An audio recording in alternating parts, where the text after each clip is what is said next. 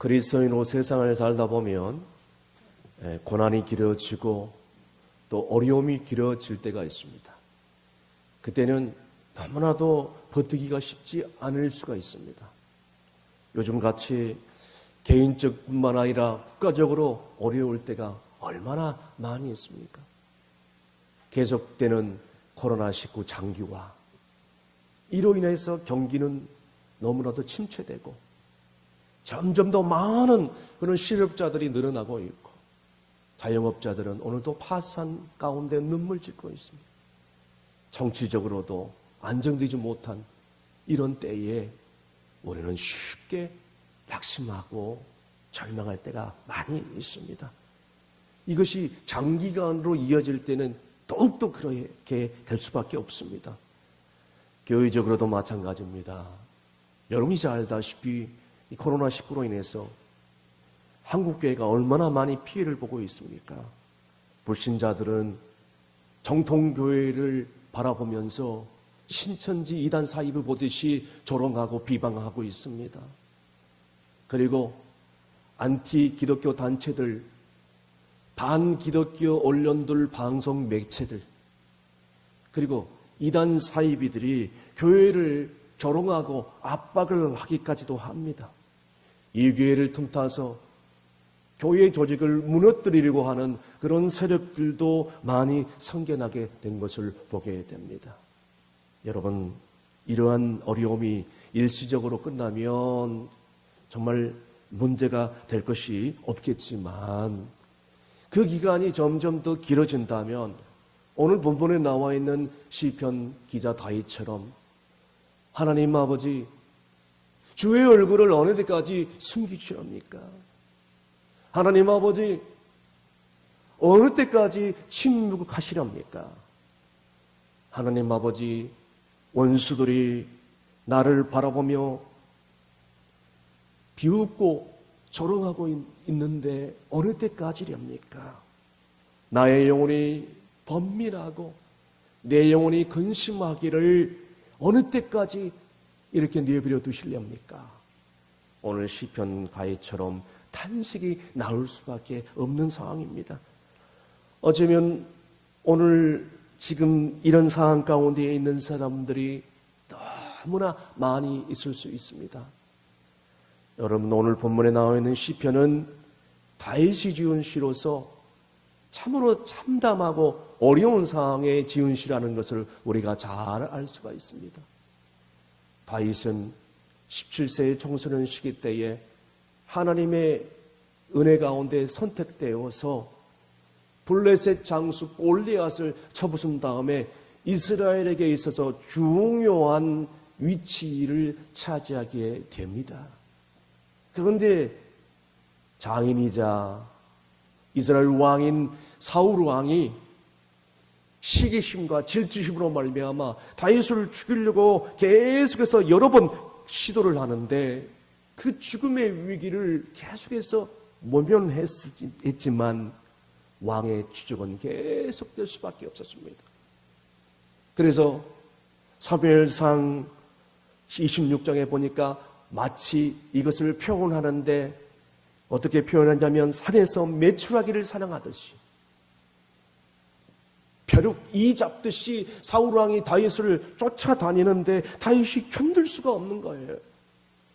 이렇게 도피 양강을 달릴 수밖에 없는 다윗의 심정이 오늘 본문의 시에 그대로 담겨져 있을 수밖에 없습니다. 이런 장기화되는 그런 도피 행각 속에서 다윗은 일간인지라 낙심할 수밖에 없었던 것이었죠. 다윗이 이런 절망 가운데 지은 시를 오늘 이 시간 우리가 묵상하면서 오늘 이 시대에 어려움 당하는 모든 사람들에게 진정한 하나님의 위로와 평강이 될 수 있기를 간절히 바랍니다. 첫 번째는 우리는 낙심에 빠질 때가 있다는 것이에요. 오늘 본문 1절, 2절 다 함께 읽습니다. 여호와여 어느 때까지니까 나를 영원히 잊으시나이까 주의 얼굴을 나에게서 어느 때까지 숨기시나이까. 아멘. 오늘 본문의 1절, 2절에 보니까 하나님 아버지 어느 때까지 내게 숨기시렵니까? 어느 때까지 나를 이렇게 그냥 내버려 두시렵니까? 어느 때까지 주의 얼굴을 내게서 숨기시렵니까? 어느 때까지 내게 침묵하시렵니까? 어느 때까지 저희들이 원수들로 인하여 조롱당함을 당하게 하시렵니까? 무려 오늘 본문의 1절에 보니까 4번씩이나 나옵니다. 다윗이 얼마나 고통스러웠으면 이런 기도를 했겠습니까? 여러분, 이 기도 속에서, 이 말씀 속에서 원수들로 인하여 다윗은 심신이 매우 지쳐 있었음을 보게 됩니다. 무엇보다도 다윗 자신이 가장 괴로운 것은 뭐냐면 하나님이 그렇게 고통 가운데 있는데 자기 자신에게 이 고통 상황 가운데 개입하지 않고 그냥 내버려두고 아무런 응답이 없는 것, 하나님의 침묵과 무관심이었던 것입니다.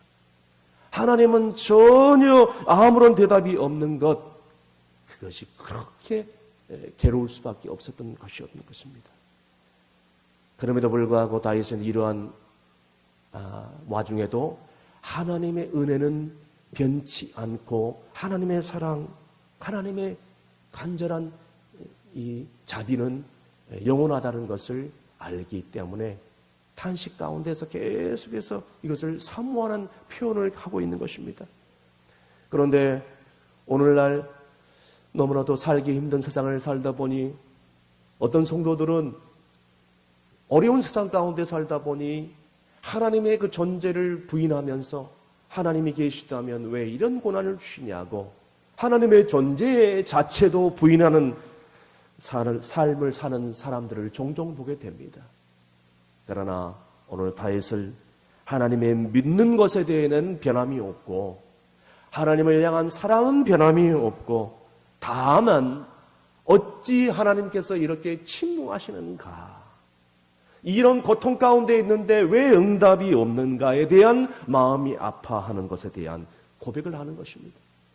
실상 여러분, 하나님이 나를 버리시면 이러한 고통, 이러한 정말 이 버림받은 이 상처 어디에 비교할 수 있겠습니까?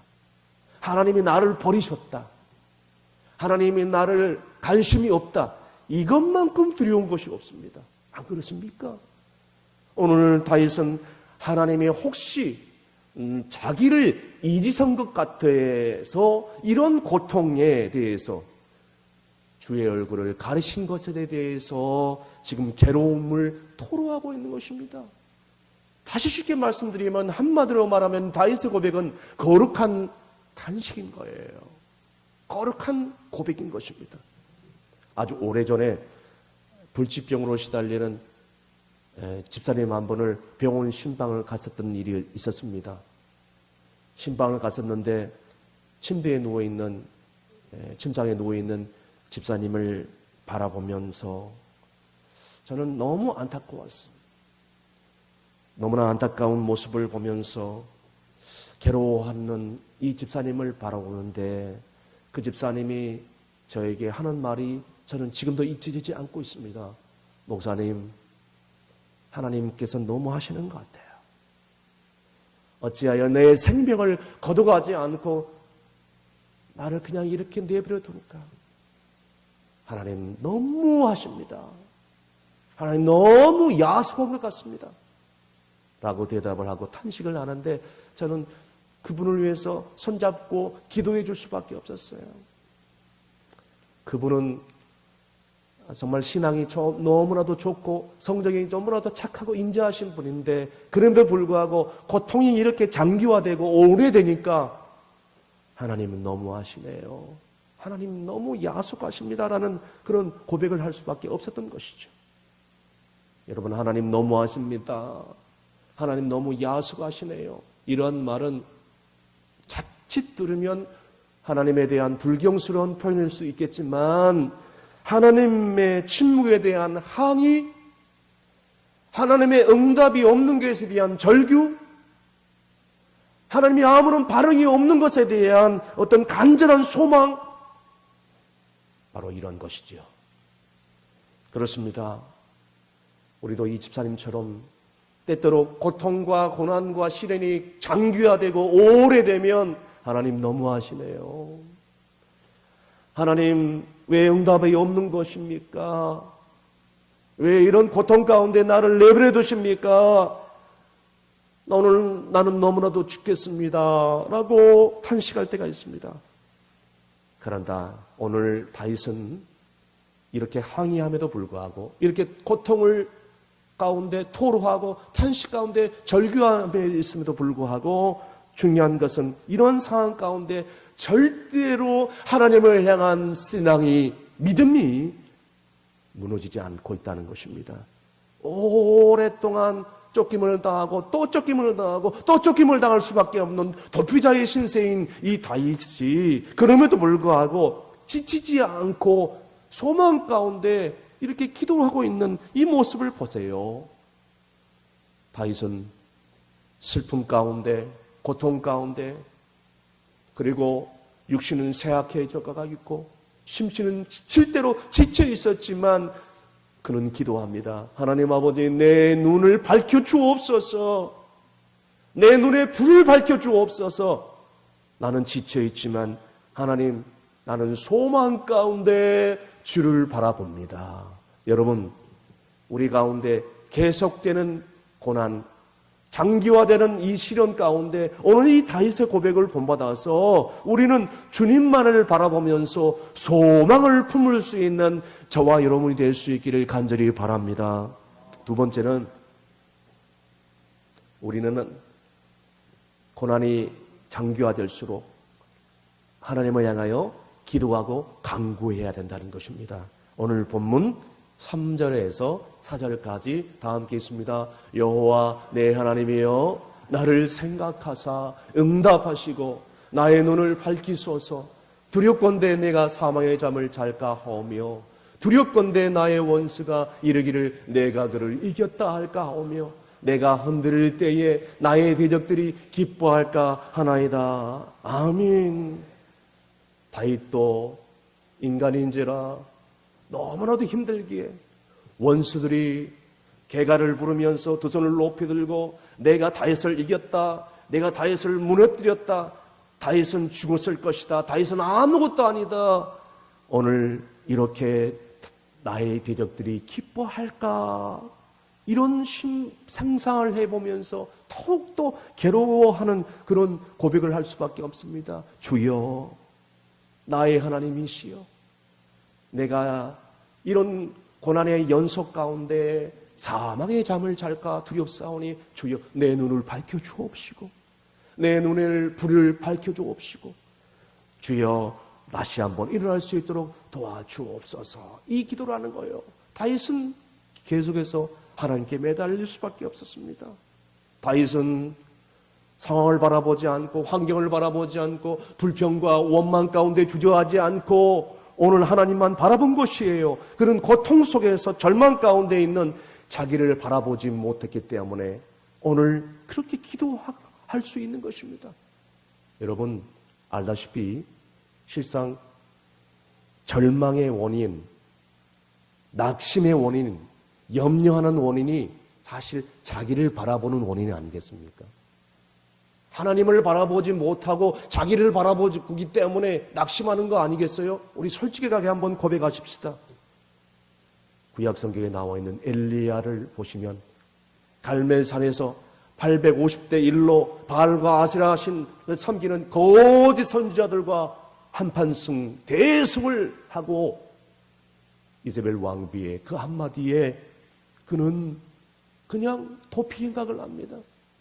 갈멜산에서 대승리를 하면 나라와 민족이 부흥되고 그리고 국가 부흥의 길로 치달을 줄 알았는데 정반대의 현상이 일어남에 있어서 오히려 자기는 죽음의 위기가 찾아오고 절망이 찾아오고 낙심의 상태 가운데 빠질 수밖에 없었습니다. 그래서 저 멀리 도망치다가 로뎀 나무의 밑에 앉아서 죽기를 간청하면서 이렇게 고백합니다. 나의 하나님이여 나는 조상들보다 못하니 나는 죽는 게 차라리 낫겠습니다. 죽고 싶은 심정이에요. 열왕기상 19장 4절에 그렇게 탄식하면서 고백하면서 자기의 목숨, 자기의 영혼을 거둬달라고 비참한 기도를 했습니다. 인간인지라 어쩔 수 없잖아요. 아무리 선지자지만. 여러분, 이 모든 것이 무슨 이유겠어요? 자기를 자신을 바라보던 영적 침체 현상이 아니겠습니까? 그러므로 영적인 침체, 영적인 슬럼프가 오는 근본적인 원인은 하나님을 바라보지 못하고 자기 자신을 바라볼 때 이게 올 수밖에 없는 것입니다. 그러므로 우리 인생의 대부분의 어려운 염려, 좌절, 고난, 자기를 바라보면서 절망할 밖에 없다는 것이에요. 그래서 여러분, 우리는 나 자신을 바라보는 것이 아니라 전능하시고 살아계시고 오늘도 기적을 베풀어 주시는 하나님을 바라봐야 될 줄로 믿으시길 바랍니다. 그래야 하나님께 기도할 수 있고, 그래야 하나님께 예배할 수 있고, 그래야 하나님을 신뢰할 수 있고, 우리가 하나님께 간구할 수 없다면 그 순간부로 우리는 낙심하고 절망할 수밖에 없고, 그리고 극단적인 생각을 품을 수밖에 없습니다. 그러므로 우리는 불평 대신, 낙심 대신, 염려 대신 우리가 해야 될 일은 오직 한 가지, 기도해야 될 줄로 믿습니다. 마침내 다윗이 처음 상반부와 달리 처음에는 탄식과 고통을 토로하면서 이렇게 자기 자신의 상황을 하나님께 아뢰었던 절망 가운데, 탄식 가운데 있었던 다윗이 하나님을 바라보면서 기도를 하기 시작하고 간구를 하기 시작하며 점점 성숙된 고백을 하고 있는 것입니다. 그렇습니다. 여러분 보세요. 절망이 절망으로 끝나지 않으려면 어떻게 해야 되는지 아십니까? 고난이 고난으로 끝나지 않으려면 어떻게 해야 되는지 아십니까? 여러분, 절망 가운데 그 희망의 불꽃을 바라보면서 새로운 소망을 싹쓸 서로 내가 그것을 키워가는 거예요. 그것은 뭐라고요? 기도밖에 없어요. 기도밖에 없는 거예요. 기도와 간구를 통해서 우리가 절망을 소망으로 바꿀 수 있고, 슬픔을 기쁨으로 바꿀 수 있고, 울음을 웃음으로 바꿀 수 있는 거예요. 기도밖에 없는 거예요. 그래서 기도하면서 우리가 하나님께 나아가면 우리의 심령에 눈을 뜨게 되고 하나님의 손길을 체험하게 될 줄로 믿습니다. 목회를 하다 보니 정말 보람을 느낄 때가 종종 있는데, 그것이 뭐냐면 성도들이 목사에게 와가지고 자기 자신의 간절한 기도 제목을 겸손하게 부탁할 때 목회자는 목회 보람을 느낍니다. 저뿐만 아니라 대부분의 목회자들이 그렇다고 합니다. 목사님 기도해 주세요. 자, 목사에게 기도 부탁을 한다는 것은 기도의 능력을 그만큼 믿고 기대하고 있다는 뜻이에요. 여러분, 기도한 사람이 그 맛을 알지, 기도하지 못한 사람 맛을 몰라요. 중보기도의 부탁을 하는 사람이 그 맛을 알지 모른다는 거예요. 다시 말씀드려서 기도의 맛을 아는 그것을 알아야 된다는 거예요. 여러분, 음식도요, 먹어본 사람이 음식 맛을 아는 거예요. 고기도 먹어본 사람이 고기 맛을 안다는 얘기도 있잖아요. 기도도 마찬가지예요. 기도도요, 기도하고 응답을 받아본 사람이 기도 맛을 아는 거예요. 동의하시면 아멘 하시길 바랍니다. 어느 장로님께 제가 실제로 들은 간증입니다. 그 장로님은 정말 개척교회로 시작해가지고 교회가 점점 부흥되기 시작했어요. 그래서 지금 현재 있는 건물로서는 성도들이 꽉 차가지고 안 돼서 성도가 늘어나서 좀 더 넓은 건물로 이전을 해야 될 그런 시점이 왔다고 판단되기에 그 장로님이 주변에 있는 건축 중에 있는 건물을 답사하기 시작했습니다. 기도하면서. 그래서 주변에 건물 중에 있는 큰 건물이 기도 가운데 눈에 딱 들어왔대요. 담대하게 기도하면서 그 건물 주인에게 찾아가서, 제가 아무개 교회 장로입니다. 이 건물이 건축되면 저희에게 임대를 해 주십시오 라고 요청을 한 거예요. 그 건물주가 오케이 했을까요? 노 했을까요? 노. 한마디로 단호하게 건절해 버립니다. 당연히 불신자였기 때문에 더 거절할 수도 있겠죠. 그 거절감 생각해 보겠습니다 라고 얘기했을 줄 알았는데 단번에 거절해 버려요. 그러나 그 장로님은 그 기도의 능력을 알았기에, 기도의 맛을 아는 장로님이기 때문에 절대로 좌절하거나 얼굴 안색이 변하지 않아요. 돌아가서 또 교회에 가서 기도하기 시작합니다. 하나님, 앞에 건물 저희에게 주십시오. 계속적으로 기도하고 또 기도하고 포기하지 않고 계속적으로 기도하고, 하나님의 은혜 가운데 건물이 완공되고 다시 한번 건물 주인에게 찾아가서 다시 한번 요청을 합니다. 건물을 임대해 주십시오. 그런데요, 놀라지 마십시오. 그 장로님이 그렇게 딱 한마디 했을 때 건물 주인이 안색 하나 변하지 않고 예, 그렇게 하죠. 승인을 한 거예요. 할렐루야. 장로님은 기도의 맛을 아는 장로님이었어요. 이러한 일들이 여러분 우리 주변에 비일비재하게 많이 일어납니다. 기도의 응답, 기도의 체험, 이거는 하나님의 은혜인 것이죠. 기도를 통하여 우리는 하나님이 얼마나 놀라운 분인 것을 체험하게 됩니다. 우리는 기도를 통하여 하나님이 얼마나 기적을 베풀으시는 것을 우리가 체험하게 됩니다. 이러한 놀라운 일들은 지금도 변함없이 일어나고 있는 것입니다. 기도하고 싶은 자에게, 그리고 기도하고 응답을 소원하고 기대하는 자에게 끊임없이 지금 일어나고 있는 거예요. 그런데 교회를 다니는 사람들 가운데 종종 목사님, 하루하루 세 끼 먹는 거, 일 다니는 것도 바빠서 피곤해서 힘든데 기도를 할 시간이 어디 있습니까? 또 어떤 사람들은 목사님, 저는 기도할 줄은 몰라요. 또는 어떤 사람들은 목사님, 말도 마이소. 요즘같이 살기 힘든 세상에 기도하면 뭐하요? 오늘 이렇게 말하는 사람들을 보게 됩니다. 이러한 분들은 아직까지 기도의 참맛을 모르는 사람들이에요. 기도에 대해서 알지도 못하는 사람들. 사랑하는 성도 여러분, 우리는 어떤 어려움 속에 있을지라도 하나님께 기도하여 응답을 받고 하나님의 놀라운 축복을 누려야 될 줄로 믿습니다. 아무리 어려운 일이 있을지라도, 아무리 우리가 해결하기 힘든 일이 다가올지라도, 고난이 장기화되고 어려움이 길어지면 길어질수록 우리는 하나님을 바라봐야 돼요.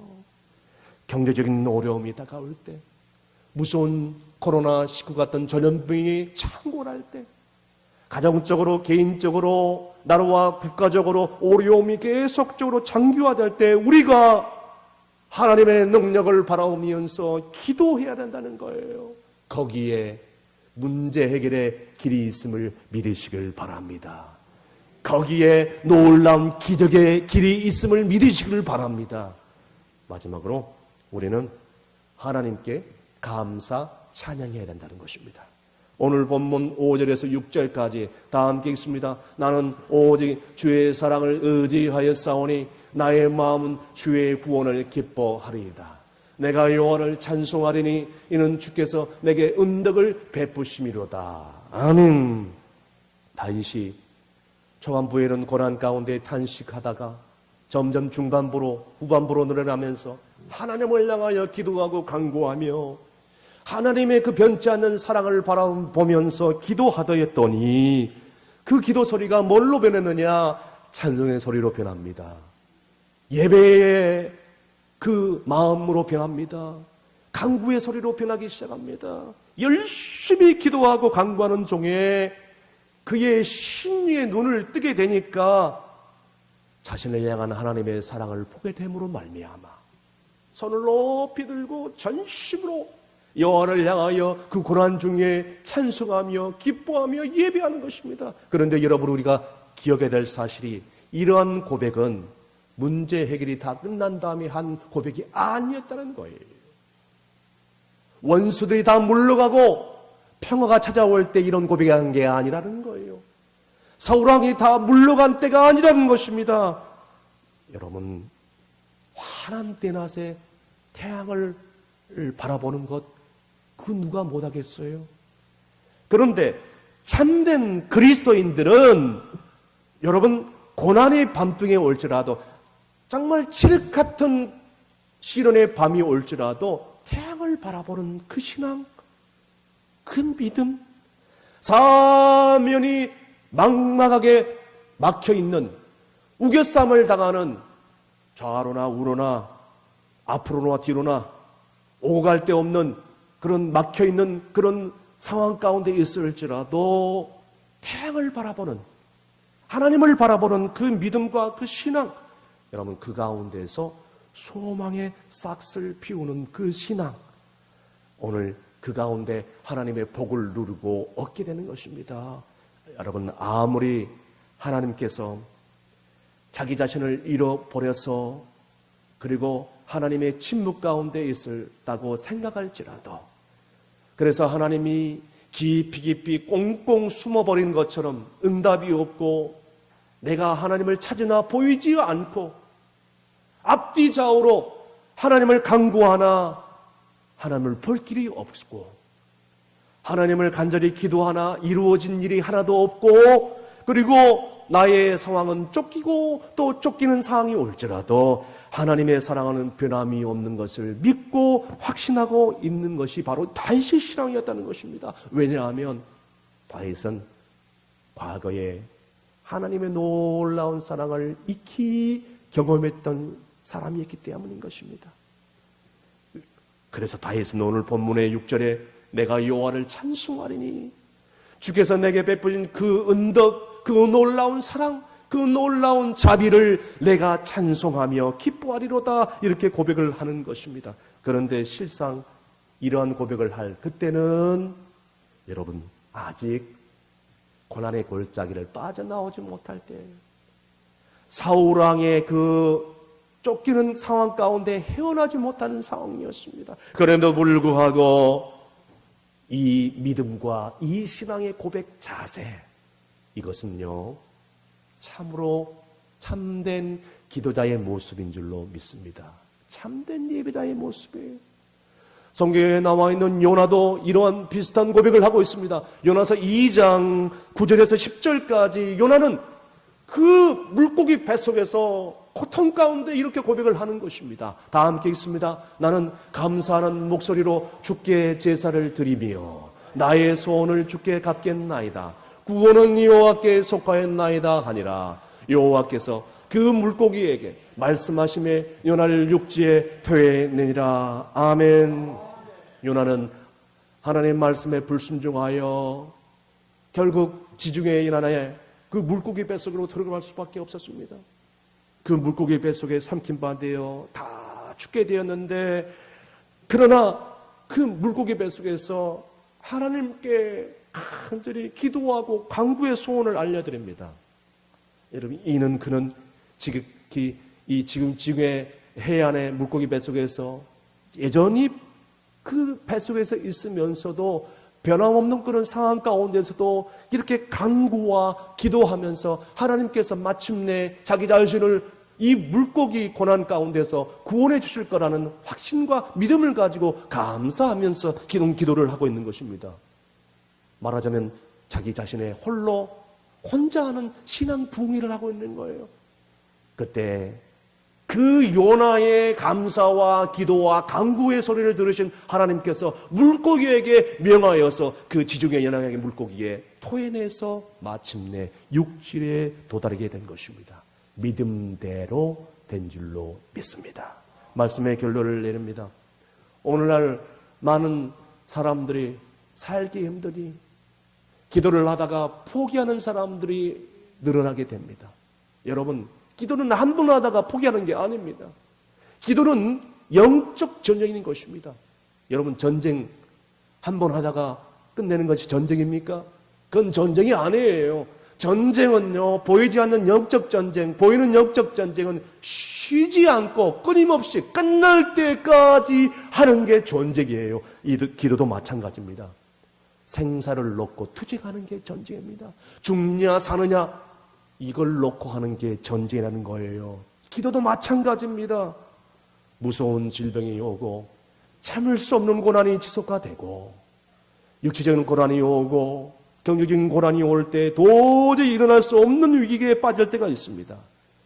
그때 우리는 인간이자 우리는 탄식합니다. 어느 때까지입니까? 어느 때까지 하나님 침묵하시렵니까? 어느 때까지 주의 얼굴을 숨기시렵니까? 그러나 우리는 불평과 탄식 가운데 머물러 있어서는 안 됩니다. 오늘 다윗의 고백처럼 부르짖어야 됩니다. 그때마다 간절히 기도와 간구의 소원을 아뢰어야 돼요. 근심, 걱정, 염려는 다 물러가고 마침내 영안이 열리면서 하나님의 사랑, 십자가의 그 은혜를 발견하게 될 때가 꼭 오게 됩니다. 그때 우리는 정말 진정으로 다윗처럼 감사와 찬양의 고백을 하게 될 줄로 믿습니다. 그러므로 아무리 어려운 상황이 길게 지속가 될지라도 독생자 예수 그리스도를 내게 주신 그 아버지의 사랑을 기억하면서 반드시 하나님은 회복시켜 주실 줄로 믿습니다. 이 고백을 할 수 있기를 바랍니다. 그래서 기도하면서 일어나야 됩니다. 부르짖어야 돼요. 낙심하지 말아야 돼요. 절망하면 안 돼요. 오늘 우리는 포기하지 말아야 됩니다. 장차 모든 고난과 아픔과 시련과 고통 가운데서 마침내 하나님께서 구원해 주실 것을 믿고 미리 감사하면서 기뻐하면서 주께서 베푸실 그 놀라운 기적과 은덕을 기르면서 오늘 우리의 삶 가운데 다시 한번 돌아가 하나님을 예배하며 감사하시는 저와 여러분이 될 수 있기를 주의 이름으로 축복드립니다. 기도하시겠습니다. 험한 세상을 살다 보니 고난이 너무 길게 느껴질 때가 한두 번이 아니었습니다. 하나님 아버지, 너무 살기 힘들어 주저앉아서 탄식할 때가 너무 많았습니다. 2중으로 3중으로 4중으로 겪고 있는 고난 가운데 하나님은 꼭꼭 숨어서 계시는 것 같고 안 계시는 것처럼 느껴질 때가 얼마나 많이 있었습니까? 기도해도 응답이 없고 기도해도 답답하기는 합니다. 그러나 하나님 아버지, 우리를 위하여 독생자 예수 그리스도를 주기까지 놀라운 사랑을 베푸신 그 사랑, 변함없으시고 신실하신 그 사랑 믿게 하여 주시고, 아버지 하나님, 우리의 인생을 돌아보면 모든 것이 다 하나님의 은혜라는 것을 깨닫게 하여 주옵소서. 지금 코로나19로 인하여 온 세계 사람들이 불안과 공포에 떨지라도 하나님, 기도로서 이기지 못하는 것, 이 세상에 아무것도 없다는 것을 믿게 하여 주시옵소서. 우리가 서로 하나 되어 기도하고 하나님 말씀 앞에 순종하면 어떤 고난도 어떤 시련도 다 이겨낼 줄로 믿습니다. 항상 낙심하지 말고 포기하지 말고 기도할 때 기적이 일어날 줄로 믿습니다. 믿고 감사드리며 예수님의 이름으로 기도합나이다. 아멘.